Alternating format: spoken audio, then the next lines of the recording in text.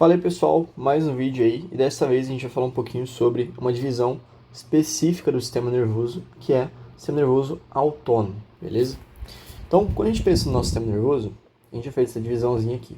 Então a gente tem o sistema nervoso, ele é dividido em sistema nervoso central e sistema nervoso periférico, certo? Dentro do nosso sistema nervoso periférico, a gente tem duas divisões, que é o sistema nervoso periférico somático, o sistema nervoso somático, e o sistema nervoso autônomo. O somático é o que a gente lembra quando a gente pensa no nosso músculo esquelético. Então são aqueles neurônios referentes que vão controlar, né, que saem lá da medula e vão controlar os nossos músculos. Então é o músculo esquelético. E se a gente pensar na função da nossa musculatura esquelética, é um tipo de músculo voluntário, certo? Porque a gente tem todo o controle sobre a nossa musculatura. Então, quando a gente quer fazer algum determinado movimento, né, se eu quero pular, se eu quero correr, se eu quero pegar alguma coisa, eu consigo de forma consciente contrair esses músculos para gerar esses movimentos. Então, esse sistema nervoso somático, a gente pode dizer que ele é um sistema voluntário, certo? Já o sistema nervoso autônomo, que é outra divisão que a gente vai abordar nesse vídeo, tá? Ele tem suas subdivisões, mas ele vai estar relacionado principalmente com o controle da musculatura lisa e das glândulas. Então ele vai estar relacionado, por exemplo, com o músculo liso e também controle das glândulas. Beleza? E aí quando a gente pensa em músculo liso, são os músculos que vão compor aí, por exemplo, os nossos órgãos, os vasos, né? Então, são músculos importantes para a regulação das nossas funções homeostáticas, por exemplo. E esse sistema, ele não depende da nossa vontade, ou seja, a gente não controla ele, certo? Ele é um sistema denominado autônomo, justamente por ele ser um sistema que a gente chama de involuntário. Beleza? Então, por exemplo, a nossa frequência cardíaca, ela não é controlada de forma voluntária. Então eu não penso, por exemplo, que eu quero que o meu coração aumente a frequência cardíaca dele e ele aumenta, ou eu quero diminuir a frequência e ele diminui. Pelo contrário, quando eu estou em repouso, ele tem uma determinada frequência, vamos supor, sei lá, 70 batimentos. Se eu começar a correr, ele vai aumentar de forma involuntária, sem que eu pense, ele vai se adaptar àquelas determinadas circunstâncias, no caso do exercício, por exemplo, beleza? E isso vai ser controlado por esse sistema nervoso autônomo. Tá? E aí, quando a gente pensa na questão da nomenclatura, a gente tem outros nomes. Tá? Então, ele pode ser chamado também de sistema nervoso autônomo ou sistema vegetativo ou também visceral. Beleza? Basicamente, vamos fazer o controle das nossas vísceras. E aí, a gente tem duas divisões. Então, divisão do sistema nervoso autônomo. Eu vou fazer um esqueminha e a gente já volta para a gente falar sobre essa divisão aqui. Bom, então aqui a gente tem o que seria uma balança, certo? Tá aqui, ó, esse triângulozinho aqui é o centro da balança. E aí de um lado a gente tem uma linha vermelha, né, que vai representar o sistema que a gente chama de sistema nervoso autônomo simpático. Beleza? E aí do outro lado a gente tem esse carinho dormindo aqui, que vai representar o sistema nervoso parasimpático. Isso aqui, de um modo meio icônico, né, vai ilustrar um pouquinho a função dos dois sistemas. Então, o sistema nervoso simpático, ele é aquele sistema que a gente conhece, né, porque ele coloca a gente no estado de luta ou fuga. Então, quando a gente pensa no simpático, a gente sempre lembra daqueles termos, né, luta ou fuga. Então, é ele que vai colocar a gente numa situação de lutar ou fugir de uma determinada situação. Por isso que aqui a gente tem uma cobra, né? E esse carinha aqui está correndo dessa cobra. Então, nesse momento, a gente tem uma maior ativação do nosso sistema nervoso simpático, beleza? Então, nesse caso aqui, essa seta vai estar indo para cima. E essa outra aqui vai estar indo para baixo. Já o sistema nervoso parasimpático, ele é um sistema que está relacionado principalmente com as condições de repouso e digestão. Então, após uma refeição, por exemplo, ou quando a gente está descansando, quando a gente está dormindo, a gente tem uma maior ativação parasimpática, certo? E aí, de um modo geral, ao longo do dia, né, a gente precisa ter um equilíbrio nessa balança, tá? Então, esse equilíbrio é o que vai basicamente regular e ditar as nossas funções fisiológicas. Ele é responsável pela manutenção das nossas funções fisiológicas. Então, vou colocar aqui, ele mantém as funções fisiológicas. E se a gente for pensar no nosso ritmo circadiano, né, que é de 24 horas, vai ter horas em que a gente vai ter uma ativação simpática e horas que a gente vai ter uma ativação parasimpática. Tá? Então, por exemplo, depois do almoço, você vai lá, come um pratão, né, você vai fazer o quê? Você tende a ter uma letargia, né, você tem uma ativação do sistema nervoso parasimpático. Por quê? Ele vai estar atuando principalmente auxiliando na sua digestão. Então, vai aumentar o fluxo sanguíneo ali nas regiões intestinais, o trato gastrointestinal, né? Vai aumentar a secreção de enzimas digestivas, aumentar ali a liberação de hormônios como a insulina, dentre outras coisas. Já o simpático, ele te coloca no estado de luta ou fuga. Então, quando ele é ativado, ele vai fazer, por exemplo, que você tenha um aumento da sua frequência cardíaca, você tem vasodilatação nos músculos, então para ter um maior aporte sanguíneo nos músculos, tá? Ele vai constringir, ele vai fechar aqueles vasos que levam o sangue para o intestino, por exemplo, porque nesse momento a sua digestão ela não vai ser uma prioridade, né? Porque você está lutando ou fugindo, você está fugindo de uma cobra, aqui nesse caso. Tá? Ele aumenta a sua glicose no sangue, dentre outras coisas. Então ele prepara o seu corpo para literalmente lutar ou fugir. Tá? De modo mais geral, é assim que a gente entende esses dois sistemas. E aí a gente pode dizer também que eles funcionam de forma antagonista. Tá? Então eles estão em equilíbrio, só que eles são antagonistas, um em relação ao outro. Como assim antagonistas? Basicamente eles vão ter funções opostas. Então a gente já vai falar sobre as funções, tanto do sistema nervoso simpático e parasimpático, com um pouquinho mais de detalhe. Mas imagina assim, o simpático, por exemplo, né? Se a gente for pensar aqui no nosso coração, então vou desenhar um coração aqui rapidinho.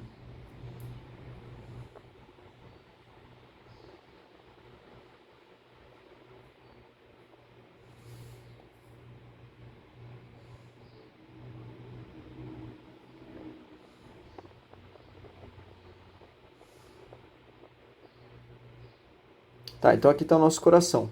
Tá? Se a gente for pensar no nosso coração, a gente tem de um lado o sistema nervoso simpático fazendo o quê? Aumentando a nossa frequência cardíaca. Tá? E aí a gente tem um sistema nervoso parasimpático diminuindo a frequência cardíaca. No pulmão, por exemplo, desenhar aqui um pulmão bem feio, mas enfim. Lá no pulmão, por exemplo, a gente tem o nosso sistema nervoso simpático causando uma broncodilatação, então aumentando os brônquios e aumentando o volume de oxigênio. Tá? Então ele faz broncodilatação, aumenta o fluxo de ar ali, para a gente ter mais ar e conseguir fugir. Já o parasimpático, o que ele vai fazer? Ele vai fazer broncoconstrição. Então ele diminui o tamanho dos brônquios. Ele faz broncoconstrição. Beleza? Então só algumas diferenças básicas entre os dois, mas a gente vai abordar isso um pouquinho melhor daqui a pouco em outro esquema que eu vou desenhar. Beleza? Agora vamos falar um pouquinho sobre como que o nosso corpo ele mantém a homeostase. Então vou só arrumar isso aqui e aí a gente já volta com outro esqueminha que vai estar relacionado com a manutenção da nossa homeostase. Bom, então vamos lá. Quando a gente pensa nesses reflexos autonômicos, né, que vão ser responsáveis por fazer a manutenção da nossa homeostase, a gente tem várias regiões, várias estruturas no nosso sistema nervoso central, né, no nosso encéfalo, no nosso tronco encefálico, que vão fazer a manutenção dos nossos parâmetros fisiológicos, beleza? Então aqui, por exemplo, né, se a gente pensar nesses pontinhos azuis ali, que ficam principalmente na ponte e no bulbo, a gente tem ali, na ponte e no bulbo, os nossos centros da respiração, centros respiratórios. Tá? Então a gente tem neurônios que recebem informação em relação à nossa ventilação, por exemplo, os níveis de CO2, que captam ali os níveis de CO2, diminuição, por exemplo, dos níveis de oxigênio no sangue, dentre outros. E aí esses centros eles vão regular esses parâmetros. A gente tem, por exemplo, regiões que vão fazer o controle de ações como o controle da nossa bexiga. Né? Então a gente tem aqui, por exemplo, nessa região de ponte, os centros que controlam a bexiga. Então, que vai regular ali quando você vai no banheiro, ou se você consegue segurar ou não. Isso baseado em controle autonômico também, certo? Então imagine que você está numa situação de luta, né?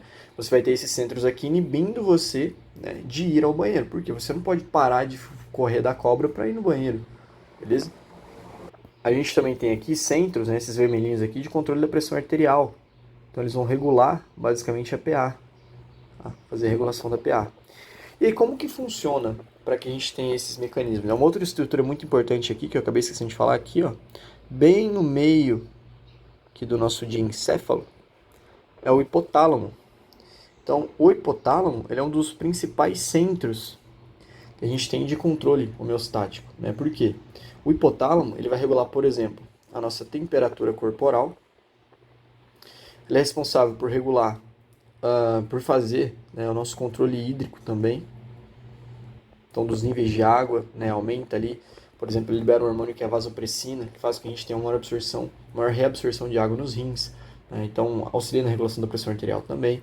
Ele faz o nosso controle alimentar através de hormônios como a leptina e a grelina. Né? A leptina é o hormônio da saciedade, a grelina é o hormônio que induz a nossa fome.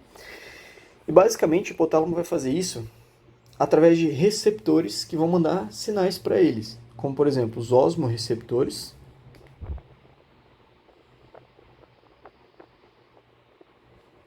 e os termorreceptores. Então, esses receptores, eles captam informações. Os osmorreceptores vão captar a osmolaridade, que está relacionado com a quantidade de soluto e solvente, né? Ou seja, sódio e líquido, né? Água, que eu tenho na minha corrente sanguínea, por exemplo. Tá? E aí a gente tem os termorreceptores, que captam a temperatura. E esses receptores mandam sinais para o hipotálamo, e a partir disso ele vai gerar respostas para manter esses parâmetros, certo? Isso acontece com tudo. Então, para todo tipo de estímulo, a gente sempre vai ter uma aferência sensorial chegando lá para o nosso sistema nervoso. Tá? E o que seria essa aferência sensorial? Isso pode acontecer de várias formas. Então, a gente tem, por exemplo, mandando essa aferência sensorial, os receptores hipotalâmicos ou sensores hipotalâmicos, são esses que a gente falou aqui, né, os osmorreceptores, os termorreceptores. E a gente tem os sensores periféricos. Tá? Então a gente tem, por exemplo, os sensores somáticos, que estão no músculo, né, os próprios receptores, corpúsculos de Pacini, corpúsculos de as células de Ruffini, né, Merkel, Messel, dentre outros. A gente tem os sensores viscerais, né, então sensores de estiramento lá na bexiga, no coração, que medem ali a contração cardíaca. A gente tem ali, por exemplo, os baroreceptores, que captam a pressão arterial, os quimiorreceptores, que captam aquelas alterações relacionadas com a nossa respiração, por exemplo, dentre vários outros tipos. Tá? Então, basicamente, tanto os sensores hipotalâmicos quanto esses outros sensores que a gente tem, eles vão mandar sinais para o nosso sistema nervoso central, beleza? Então, os sensores hipotalâmicos, eles estão relacionados com reflexos que vão acontecer principalmente na região de tronco encefálico e no hipotálamo. Então, esses sensores hipotalâmicos, eles vão mandar as suas aferências para a ponte, para o bulbo e para o hipotálamo. Lá para esses centros aqui, tá? Que a gente tem, então, centro de controle da bexiga, centro respiratório, regulação da pH, temperatura, controle hídrico, né, alimentar, ali, dentre outros, beleza? E aí a gente tem que os sensores somáticos, viscerais, eles mandam essas informações para o nosso córtex somatosensorial. Né? Então, informações, por exemplo, em relação a o que a gente está tocando, né, a dor, nossa noção de espaço, entre outras coisas. E eles também mandam referências para o nosso sistema límbico. E o sistema límbico, para quem assistiu o vídeo do sistema nervoso, né, da introdução, ele está relacionado principalmente com o nosso comportamento e com as nossas emoções. Então aqui a gente tem um sistema que cuida principalmente do nosso comportamento e está relacionado também com a percepção, né, e com as nossas emoções. Então cuida também da emoção, beleza? Então na ponte, no bulbo e no hipotálamo, a gente vai ter o controle homeostático.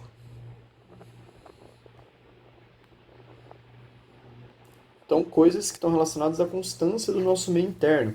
Respiração, pressão arterial, temperatura, né, controle hídrico, entre outros. E aqui a gente tem, quando esses sensores mandam estímulos para o nosso córtex somatosensorial e para o sistema límbico, a gente tem relações do nosso comportamento de emoção. E aí o que acontece? Essas duas vias, elas vão se comunicar. Porque o nosso sistema ele é todo integrado. Então a gente tem neurônios que saem daqui e vão para regiões límbicas e vão para o córtex. né? E a gente tem neurônios que saem dos córtex, saem das regiões límbicas e também vêm aqui para o tronco encefálico. Então aqui a gente tem uma comunicação, a gente tem uma integração entre várias áreas. Lembra que a gente fala que o sistema nervoso ele é complexo porque ele é muito integrado. Então a gente tem vários tipos de neurônios, né, em diversos lugares e eles vão se conectando, eles vão trocando informações sensoriais, né, motoras, dentre outros. Beleza? Então eles se comunicam. E aí, basicamente, como a gente tem essa comunicação entre os centros de controle homeostático e os nossos centros no comportamento da emoção, a gente tem diversos tipos de resposta que vão acontecer em decorrência de um determinado estímulo sensorial. Então a gente tem, por exemplo, respostas autonômicas, que seriam do sistema nervoso autônomo, certo? A gente tem, por exemplo, respostas endócrinas,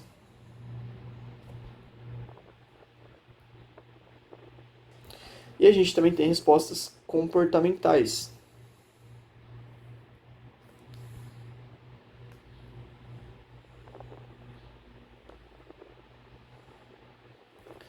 Então, um exemplo, tá? Pra gente tentar facilitar um pouquinho isso. Vamos imaginar que você saiu, foi numa festa e tal, sua mãe falou assim, pega a blusa, mas você não pegou. O que acontece quando você chega lá? Você começa a sentir frio. E aí você sente frio, você tem o quê? Uma queda da sua temperatura. E aí você tem sensores mandando esse estímulo, né? Você tem sensores que mandam, termorreceptores que mandam esse estímulo para o hipotálamo, mas você também tem sensores periféricos, né? Entre outros sensores ali que vão captar também, né, os termorreceptores ali e tal. E você tem uma integração de vários sensores mandando um sinal para o sistema nervoso, para o hipotálamo, para esses centros, falando que você está com frio, que a sua temperatura corporal baixou. E aí o que acontece? O hipotálamo, como ele se projeta para outras regiões também, a gente vai ter essa informação chegando até o córtex somatosensorial, até o sistema límbico, e aí a gente vai ter integração dessa informação. E aí o que você sente, né? Você, a partir de sentir frio, qual que é a primeira coisa que você vai fazer? Você vai procurar uma blusa. Então você vai pedir para alguém, se alguém tem uma blusa, porque você está com frio. Então isso é um comportamento. Então você tem um estímulo inicial, né? Então uma aferência aqui, por exemplo, tá? Então, o que seria essa aferência aqui no caso? Sentir frio. Então você sentiu frio. E aí no final você tem uma resposta autonômica e uma resposta comportamental. Qual que foi o comportamento que você fez quando você sentiu frio? Colocar a blusa. Beleza? Então é assim que a gente tem, por exemplo, os nossos reflexos autonômicos. A manutenção da homeostase. Vamos supor que você sentiu calor, tá? Então, você está numa festa lá, você sentiu muito calor. O que acontece? Você começa a ter um aumento da sua sudorese, né? Então você tem o sistema nervoso simpático, por exemplo, aumentando ali a ação das suas glândulas sudoríparas, né, no caso. E aí você tem mais sudorese. Ou então você pode ter respostas endócrinas, fazendo você acumular mais água, entre outras coisas, beleza? Então, de modo mais geral, é isso que a gente tem em relação a esses reflexos autonômicos, e é assim que acontece a manutenção da nossa homeostase. Então a gente tem estímulos que chegam lá no nosso sistema nervoso e no tronco encefálico, e aí lá, esses estímulos eles vão ser integrados, e aí a gente tem uma resposta. A gente tem uma resposta sendo gerada em decorrência a esse estímulo para que a gente tenha ali a manutenção da nossa homeostase. Beleza? Um pouquinho complexo, mas espero que tenha dado para entender. Bom, agora a gente vai falar um pouquinho sobre as vias autonômicas e como que elas são formadas. Beleza?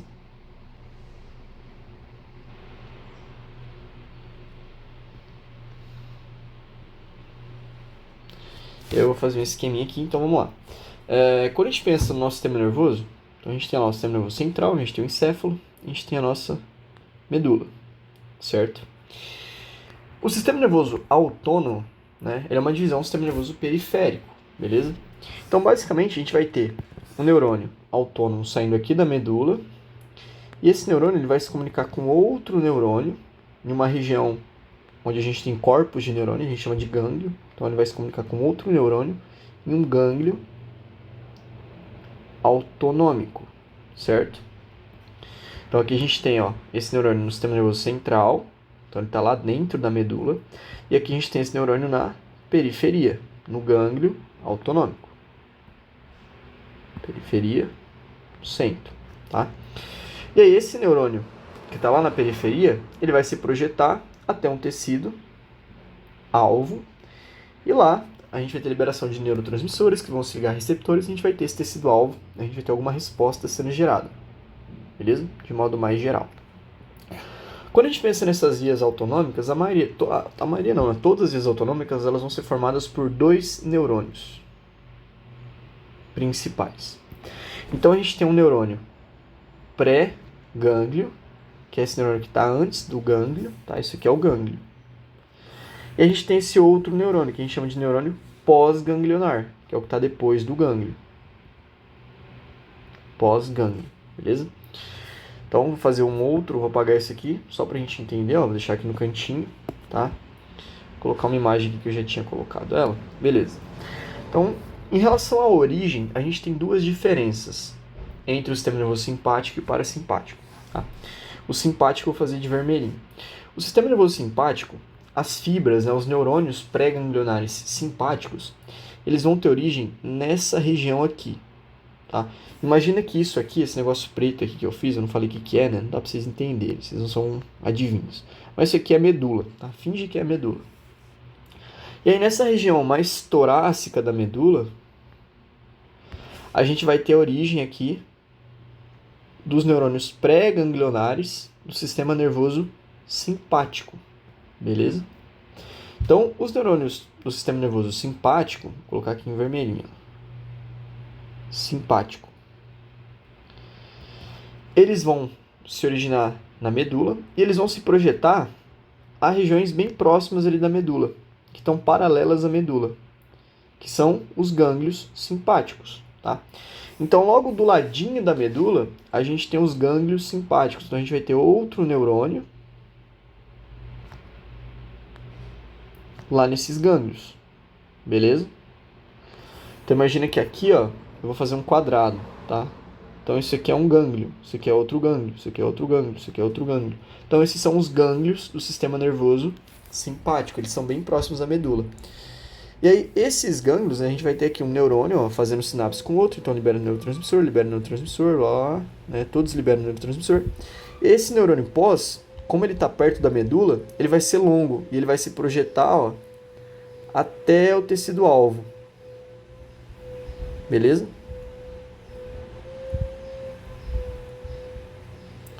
Então, esses neurônios aqui, eles se projetam até o órgão-alvo. Então, uma característica dos neurônios, né, das fibras do sistema nervoso simpático é que o neurônio pré-ganglionar, é esse aqui, ó, que está aqui na medula. Ó. Esse aqui é o pré-ganglionar, beleza? Ele é curto, tá? Vamos colocar assim, ele é curto. Então, ele é pertinho. Por quê? Porque o gânglio simpático, ó, isso aqui são os gânglios simpáticos, eles ficam paralelos à medula. Então, no sistema nervoso simpático, a gente tem o neurônio pré-ganglionar curto e a gente tem os gânglios próximos à medula. E aí a gente tem que o neurônio pós-ganglionar, que é o que está depois do gânglio, ele vai ser longo, beleza? Então vamos lá, de novo. Aqui eu tenho a medula, aí eu tenho o neurônio simpático aqui, pré-ganglionar. Ele vai até o gânglio, tá? Então o gânglio autonômico ali, que está próximo à medula, ele vai fazer sinapse com o neurônio pós-ganglionar, que vai até o tecido. Então aqui a gente tem o pré, que é curtinho, ó, tá vendo? Ele é curto. E aqui a gente tem o neurônio pós, que é longo, beleza? Isso do sistema nervoso simpático. Quando a gente pensa no sistema nervoso parasimpático, a gente vai ter que a origem dos neurônios pré-ganglionares parasimpáticos, vou colocar aqui em cima, parasimpático. Eles vão ter origem principalmente na região de tronco encefálico, então aqui mais em cima, tá? Vou colocar aqui tronco encefálico, e na região sacral. Então aqui embaixo, no sacro, nessa região sacral, a gente tem neurônios parasimpáticos, beleza? Qual que é a característica desses neurônios parasimpáticos? Tem origem aqui no tronco encefálico e na região sacral. Os neurônios parasimpáticos, os neurônios pré-ganglionares, eles vão ter origem aqui, e eles são longos, Então eles são neurônios longos, que vão até próximos dos órgãos. Por quê? Os neurônios pós-ganglionares simpáticos, eles ficam muito próximos ao tecido-alvo, ou eles ficam na parede, ali no próprio tecido-alvo, beleza? Então ficam próximos ali do tecido, né, do órgão-alvo. Vou escrever aqui o órgão-alvo. Certo?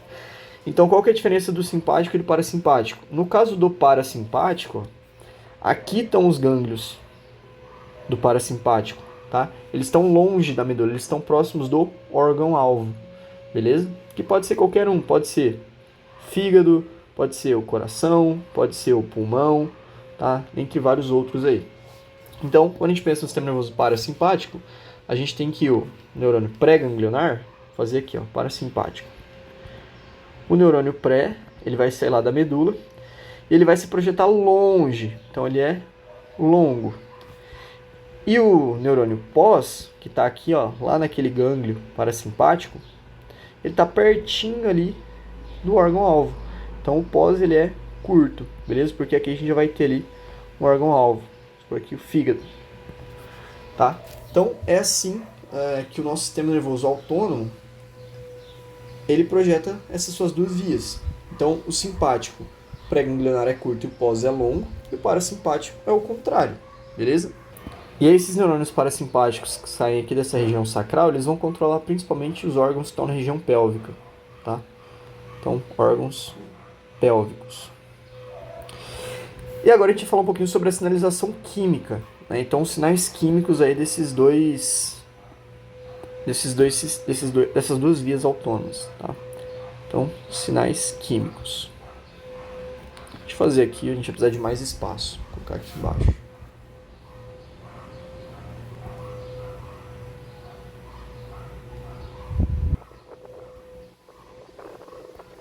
Bom, então vamos lá. Então, de novo, aqui eu tenho, né, vou desenhar aqui de novo minha medula. E aí a gente tem o neurônio parasimpático saindo da medula, se projetando longo, tá? Esse aqui é o pré-ganglionar. Esse neurônio pré-ganglionar, se a gente for dar um zoom, vamos imaginar que a gente deu um zoom aqui nessa comunicação com esse neurônio pós. Esse aqui é o neurônio pós-ganglionar, que é curto, no caso do parasimpático. Se a gente der um zoom aqui, o que a gente vai ver? Esse neurônio pré,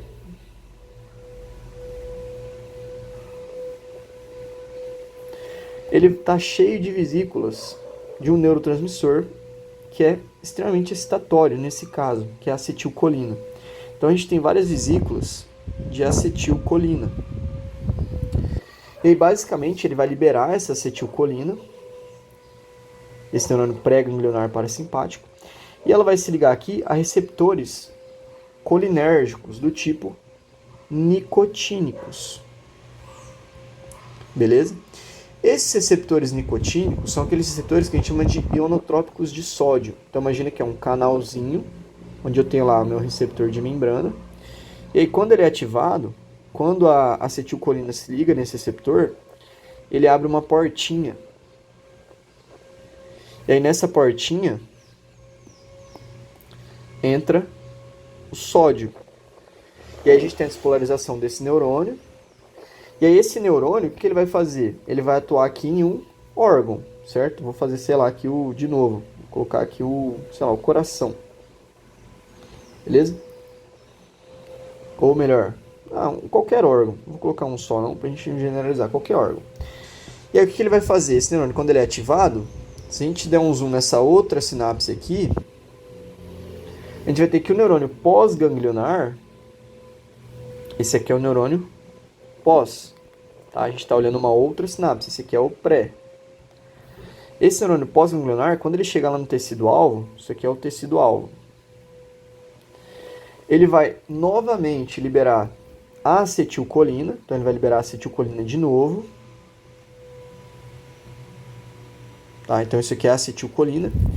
E lá no tecido-alvo, a acetilcolina vai se ligar a um outro tipo de receptor, que são os receptores do tipo muscarínicos. Beleza? Esses receptores muscarínicos, eles têm diferentes tipos. Mas a gente vai falar disso daqui a pouquinho. Tá? Então, o que a gente tem que entender aqui? No caso do sistema parasimpático, sistema autônomo parasimpático, na divisão parasimpática, tanto o neurônio pré quanto o neurônio pós vão liberar acetilcolina. Tá? Então, a gente vai ter principalmente a acetilcolina sendo liberada, tanto no neurônio pré-ganglionar quanto no pós, beleza? Isso que é importante a gente saber. Já os neurônios do sistema nervoso simpático, o autônomo simpático, que tem origem aqui na região torácica, né, eles vão se projetar aqui pertinho, lembra? A gente vai dar um zoom só em um. Então ele vai se projetar aqui pertinho e fazer sinapse com o neurônio pós-ganglionar. Então aqui a gente tem o neurônio pré-simpático e aqui o pós. Se a gente der um zoom nessa sinapse aqui, ela é igualzinha do sistema nervoso do parasimpático. Então a gente tem o neurônio pré-ganglionar simpático, que está cheio de vesícula de acetilcolina. E ele vai fazer o quê? Ele vai liberar essa acetilcolina. E a acetilcolina vai se ligar lá no neurônio pós-ganglionar, naqueles mesmos receptores nicotínicos. Então ela vai se ligar de novo aqui nesse receptor nicotínico. Aí a gente vai ter entrada de sódio e a despolarização desse neurônio pós-ganglionar. Esse neurônio pós-ganglionar, ele vai se projetar até um órgão. Então ele vai lá até um órgão, que é um tecido-alvo. Tá? E o que acontece? Se a gente der um zoom nessa outra sinapse aqui, do neurônio com tecido-alvo, neurônio pós-ganglionar. Esse neurônio, que agora é o neurônio pós-ganglionar, lá no tecido-alvo, esse neurônio aqui está cheio de um outro neurotransmissor, que a gente já viu também, que é a noradrenalina. Então, esse neurônio, ele está cheio de noradrenalina. Então, o que ele faz? Ele libera noradrenalina, aqui nessa fenda sináptica. Tá? E aí, quando ele libera a noradrenalina vai se ligar a receptores noradrenérgicos. Então, esse receptor aqui é um receptor noradrenérgico. E aí a gente tem vários tipos de receptores noradrenérgicos. A gente tem os receptores do tipo beta e os receptores do tipo alfa. Beleza? Então o que é importante a gente saber aqui? Que no caso do sistema nervoso simpático, da divisão autônoma simpática, a gente tem o neurônio pré-ganglionar liberando acetilcolina também. Tá? Então ele libera acetilcolina. Só que o neurônio pós-ganglionar, que vai fazer sinapse, o que vai liberar o neurotransmissor lá nos tecidos-alvo, ele libera uma outra molécula, que é a noradrenalina. Ou nos livros também, norepinefrina, tá? A mesma coisa. Bom, então isso aqui é importante a gente entender. Uma vez que a gente entendeu isso, a gente vai falar agora sobre quem são esses caras aqui, ó, os receptores, beleza? Então vamos falar agora sobre os receptores que a gente tem. Então a gente tem dois tipos de receptores, de um modo geral. Então a gente tem os receptores da acetilcolina, que a gente chama de colinérgicos, tá? Que são aqueles que a gente falou. Então a gente tem os receptores colinérgicos. O nicotínico, que a gente já viu como que ele funciona, né? Ele é ionotrópico de sódio, então a gente tem o nicotínico. E a gente tem o muscarínico. Esses receptores colinérgicos, né, o nicotínico e o muscarínico, eles têm esses nomes, né, porque eles são ativados por substâncias que a gente conhece. Então, por exemplo, o nicotínico, ele recebeu esse nome porque os pesquisadores descobriram que a nicotina do cigarro consegue ativar esses receptores aqui, beleza? Então, por isso que ele recebeu esse nome de nicotínico. E o muscarínico tem uma substância num cogumelo, que eu não lembro o nome agora, mas é alguma coisa muscarina. E aí, essa substância presente nesse cogumelo consegue ativar esses receptores muscarínicos, beleza? E por isso ele tem esse nome de muscarínico. Quando a gente pensa nos receptores muscarínicos, a gente tem 5 tipos. Eles estão em diferentes tecidos do nosso corpo. Qual que é a importância desses receptores? Tá? No vídeo de neurotransmissor, no vídeo do sistema nervoso central, a gente falou, né, fisiologia neuronal. Então a gente tem vários tipos de neurotransmissores que vão se ligar a um receptor. Então, para um neurotransmissor ele fazer alguma coisa na célula, quando ele é liberado, ele precisa se ligar aqui a esse receptor. E aí, quando ele se liga a esse receptor, que é parecido com ele, numa ligação que a gente chama de chave e fechadura, a gente tem alguma coisa acontecendo dentro dessa célula. Tá? E a gente tem vários tipos de receptores. A gente tem receptores que vão permitir, por exemplo, deixa eu fazer isso aqui maior.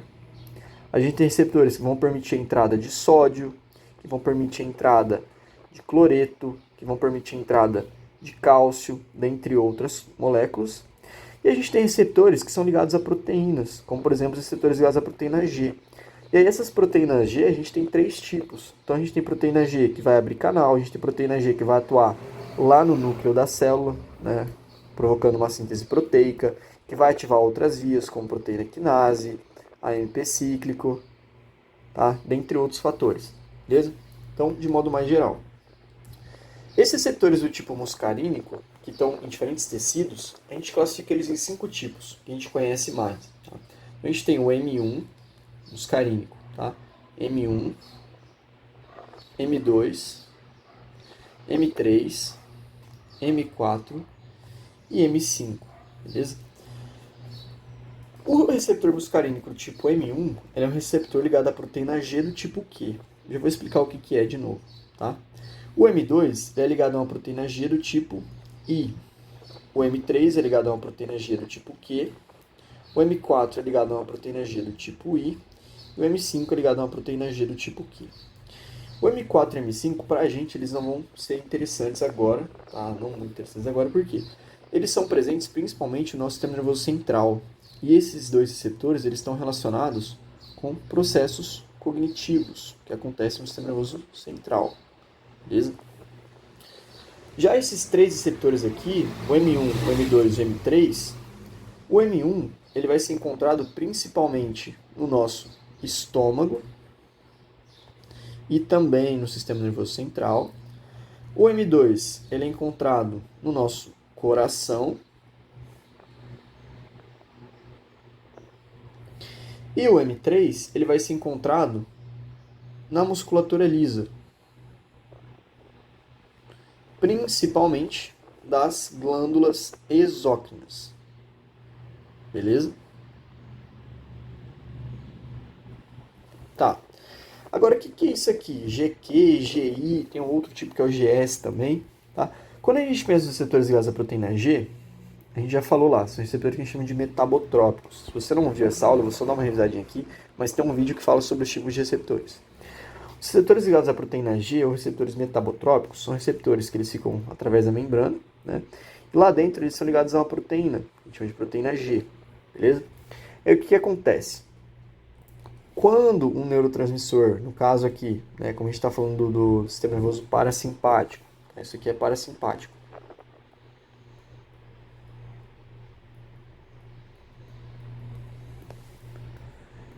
Estou falando do parasimpático. Quando um neurotransmissor vai e se liga ao receptor, a gente vai ter ativação dessa proteína G. Então a gente vai ter um ATP aqui, a gente vai ter ativação, um ATP sendo gasto, ativação dessa proteína G. E aí essa proteína GQ, o que ela vai fazer? Se a gente tiver uma proteína GQ, a gente vai ter ativação de uma via que a gente chama de via IP3. Então a gente vai ter ativação de uma via IP3, tá? São várias vias ativadas, eu estou dando uma resumida aqui. Essa via IP3 ela vai atuar lá no nosso retículo sarcoplasmático, ou retículo endoplasmático. O sarcoplasmático é no músculo. Lá no retículo endoplasmático, essa via IP3 ela vai fazer com que a gente tenha o cálcio que fica acumulado no retículo sendo liberado aqui no citosol. A gente tem aumento de cálcio. Quando esse cálcio aumenta, a gente vai ter abertura de canais que estão lá na membrana, que são canais voltagem de cálcio, de sódio, tá? Principalmente de cálcio. Então esses outros canais de cálcio aqui na membrana, eles vão abrir. Então a gente vai ter a portinha desses canais sendo abertas. E aí o que acontece? A gente vai ter mais cálcio entrando dentro dessa célula. E aí quando entra carga positiva, a gente já viu um vídeo de potencial de ação. O que acontece? A gente tem a despolarização. Beleza? E aí nesse caso aqui, como eles são encontrados no estômago, no sistema nervoso, essa ativação vai fazer com que a gente tenha ativação neuronal e vai estar relacionado também aos processos cognitivos. Como aprendizado, memória, dentre outros. No estômago, isso aqui vai fazer com que a gente tenha um aumento na liberação do nosso ácido cítrico, por exemplo, tá? Do ácido estomacal,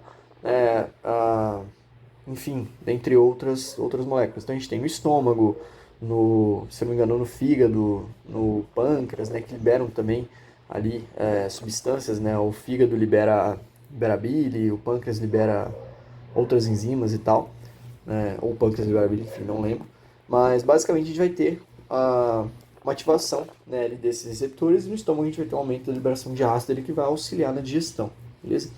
Esses receptores do tipo GI, são encontrados ali, por exemplo, no coração, então a gente tem lá um receptor, de novo, tá, metabotrópico, ligado à proteína G, só que aqui é uma proteína G do tipo I. O que acontece quando ele é ativado, essa proteína G do tipo I?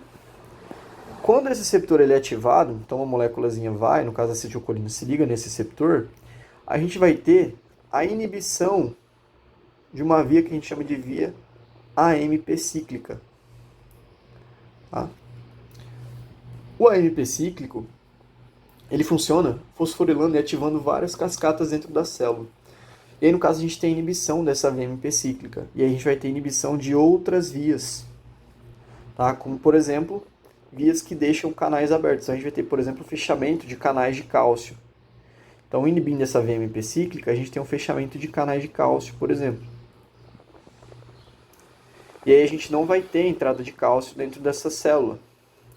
E aí, se não entra cálcio, ela não fica positiva. Ou seja, essa célula aqui ela vai começar a ficar mais, né, se eu tenho esse fechamento aqui, ela vai começar a ficar mais negativa. Então, esse receptor ligado à proteína G do tipo I, esse I a gente pode associar com I de inibitório. Então, sempre que ele é ativado, a gente vai ter uma inibição da célula. No caso do coração, isso aqui vai fazer com que a gente tenha o quê? Uma diminuição da frequência cardíaca. Então, quando ele é ativado lá no coração, a nossa frequência cardíaca ela diminui.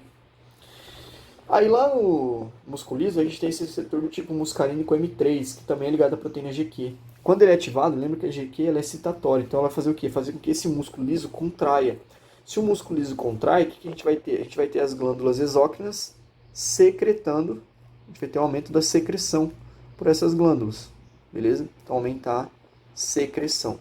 Então esses são os principais receptores colinérgicos, né, ou muscarínicos, aqui no caso do sistema nervoso parasimpático, beleza? E aí agora a gente vai falar dos receptores simpáticos. Então, sistema nervoso simpático. O simpático, a gente viu que o pré, ele vai ter esse receptor do tipo nicotínico, que é aquele de sódio. Então a gente não vai falar dele. Mas a gente vai falar dos receptores que estão lá nos tecidos-alvo, principalmente. Que são os receptores do tipo beta e os receptores do tipo alfa. Os receptores do tipo beta, eles são divididos em três. Então a gente tem os receptores do tipo beta 1, beta 2 e beta 3. Esses receptores beta, eles são todos da mesma classe. Então eles são ligados a uma proteína G do tipo S, eles são metabotrópicos. Esse receptor ligado à proteína G do tipo S é parecido com aqueles outros. Então o mesmo receptor ligado à proteína G, só que nesse caso é uma proteína GS. Tá? Quando ele é ativado, a gente vai ter aqui a ativação de uma via AMP cíclica, a gente vai ter a fosforilação desse AMP cíclico, que vai ativar outras cascatas, como por exemplo, proteína quinase, tá? E essa proteína quinase e essas outras vias aqui podem fazer que a gente tenha, por exemplo, lá no núcleo da nossa célula, o aumento da síntese proteica. Então a gente pode ter um aumento da síntese proteica. Geralmente o que ocorre é isso, é uma transcrição, né, no nosso DNA, aumento da síntese proteica.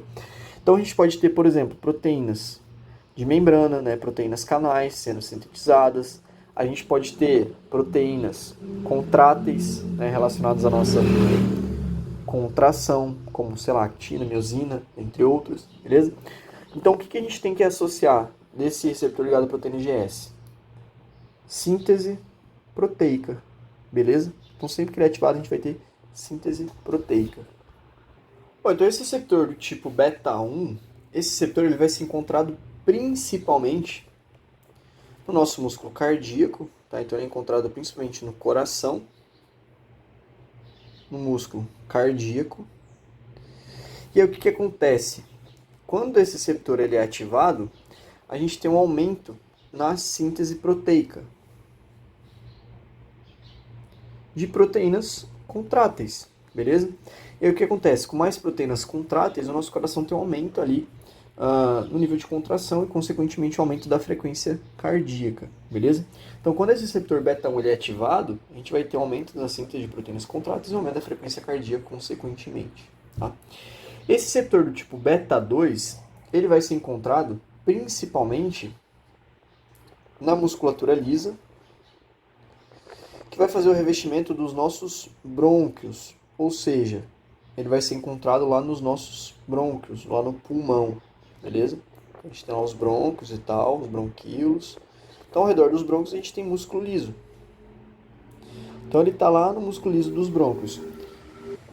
Quando ele é ativado, ele também vai sintetizar, fazer com que a gente tenha síntese proteica. Então, a gente vai ter um aumento na síntese, não de proteínas, mas aumento na síntese de enzimas. Então, aumento na síntese de enzimas. E essas enzimas que elas são sintetizadas, quando esse receptor beta-2 ele é ativado, elas são enzimas que elas vão inibir a ação de uma outra enzima, tá? Que é chamada de miosina TPase. Então, elas vão inibir a miosina TPase. Se eu não me engano, é esse o nome. Essa enzima miosina TPase, ela é uma enzima que ela causa o relaxamento dos brônquios. E aí, quando ela é inibida, a gente vai ter o quê? A gente não vai ter o relaxamento dos brônquios. Então, você vai inibir esse relaxamento dos brônquios. Sendo assim, quando esse receptor do tipo beta-2 ele é encontrado lá no músculo liso, no caso aqui é o contrário, tá? Essa enzima, essa miosina TPase, é essa enzima que ela impede, que ela inibe o relaxamento dos brônquios. Porque essa miosina TPase ela é uma enzima que ela auxilia na contração. Então, ela aumenta a contração dos brônquios. Então, ela faz broncoconstrição. Beleza? Então, quando a gente tem aumento dessas enzimas que inibem a miosina TPase, o que a gente vai ter? A gente vai ter essa enzima que inibia o relaxamento dos brônquios sendo inibida, então a gente bloqueia essa enzima, e aí, consequentemente, a gente vai ter um relaxamento dos brônquios, beleza? Então, quando esse receptor beta-2 ele é ativado, a gente tem um relaxamento dos brônquios, que a gente também pode chamar de broncodilatação. Então, a gente tem um processo que a gente chama de broncodilatação, no qual o brônquio, que estava antes contraído, ele vai aumentar de tamanho. E aí a gente tem um aumento ali do fluxo ventilatório, passa mais ar por esse brônquio, porque ele está maior, beleza? Já esse receptor do tipo beta-3, que é o último tipo de receptor, ele é um receptor encontrado principalmente no nosso tecido adiposo. Então, ele é encontrado lá no tecido adiposo, lá nos adipócitos. E quando ele é ativado, ele vai estimular o processo de lipólise, tá? Então, a gente vai ter um aumento da síntese de proteínas, como, por exemplo, as lipases, proteínas enzimas, que vão estimular a lipólise, ou seja, a quebra de gordura lá no tecido adiposo, beleza? E aí, se a gente for pensar, né, no sistema nervoso simpático e na ligação desses receptores relacionados ao nosso estado de luta ou fuga, faz sentido? Faz. Porque o simpático, lembra? Está relacionado com luta ou fuga. Quando a gente tem a liberação da nora pelo sistema simpático, libera a noradrenalina, que se liga ao receptor beta-1, beta-2, beta-3. O beta-1 aumenta a frequência cardíaca, então tenho mais frequência cardíaca, tenho mais batimentos, mais débito cardíaco, ou seja, mais sangue sendo mandado para os músculos. Junto com isso, eu tenho um relaxamento dos brônquios, então eu tenho mais ventilação. E junto com isso eu tenho o quê? Meu tecido adiposo induzindo ali o processo de lipólise, ou seja, quebra de gordura, quebra de triacilglicerol em ácidos graxos. E aí esses ácidos graxos, eles vão ser utilizados lá no fígado e ser convertidos em glicose, para aumentar a minha glicose no sangue. Então tudo isso aqui vai me colocar no estado de luta ou fuga, vai me dar energia, vai me preparar para caso eu precise fugir. E aí a gente ainda tem esses receptores do tipo alfa. Os receptores do tipo alfa, a gente tem dois tipos. A gente tem um que a gente chama de alfa-1, beleza? Esse receptor alfa-1, ele é um receptor ligado a uma proteína G do tipo Q, que a gente já viu, que é excitatório. E ele é encontrado principalmente, esse receptor alfa-1, no músculo liso, tá? No músculo liso, mais especificamente de alguns vasos sanguíneos. E aí, quando esse receptor ele é ativado, a gente tem um processo de vasoconstrição. Então, esses vasos eles vão diminuir de tamanho. E aí, quando eu faço vasoconstrição, a gente tem um aumento da nossa pressão arterial. Beleza? Então, o sistema nervoso simpático, quando ele é ativado, a gente tem um aumento da pressão arterial, aumento da PA. E aí, a gente tem também o receptor do tipo alfa-2. E esse receptor alfa-2 ele é ligado a uma proteína G do tipo I, ou seja, ele é inibitório. Esse receptor alfa-2 ele vai ser encontrado principalmente no nosso sistema nervoso central, nos neurônios. Então, ele é encontrado lá nos neurônios, principalmente aqui, né, nesses terminais dos neurônios. E aí, o que acontece? Quando esse receptor alfa-2 ele é ativado, ele vai regular a ação da nora sobre o neurônio. Tá? Então, ele, de certa forma, inibe a ação neuronal e ele regula a liberação de nora. Porque imagina assim, se esse neurônio libera um monte de noradrenalina, ela se liga lá no tecido-alvo, parte dela vai ser recaptada, e aí parte da nora, se ela está em excesso, vai se ligar a esses receptores. E aí vai fazer o quê? Vai inibir esse neurônio e vai fazer com que ele libere menos nora. E aí a gente vai ter menos noradrenalina sendo liberada. Então é uma espécie de feedback negativo, que vai fazer a regulação da quantidade de noradrenalina. Beleza? Então assim, essa parte é um pouquinho confusa, é bastante coisa, tá? Mas basicamente é isso em relação aos receptores. Então a gente tem os receptores do sistema nervoso parasimpático, principalmente do autônomo parasimpático muscarínicos, tá? E aqui é onde eles são encontrados, e do sistema nervoso simpático, beleza? E agora a gente vai falar um pouquinho sobre a ação desses dois sistemas em diferentes órgãos. E aí eu vou fazer um esquemão para a gente continuar, beleza? Vou usar uma outra página aqui. Bom, então a gente vai continuar com esse esqueminha aqui, só que esse vídeo já ficou um pouquinho grande. Eu acabei de olhar aqui, já deu 50 minutos de vídeo. Então a gente vai parar por aqui, e aí no próximo vídeo, no que seria a parte 2, a gente vai falar um pouquinho sobre a atuação do sistema nervoso simpático e do parasimpático em diferentes órgãos do corpo, e aí a gente vai falar um pouquinho mais também sobre como que eles controlam, por exemplo, o nosso músculo liso, e qual que é a função da medula da glândula suprarrenal dentro do sistema nervoso autônomo, beleza? Então a gente vai continuar na parte 2 desse vídeo.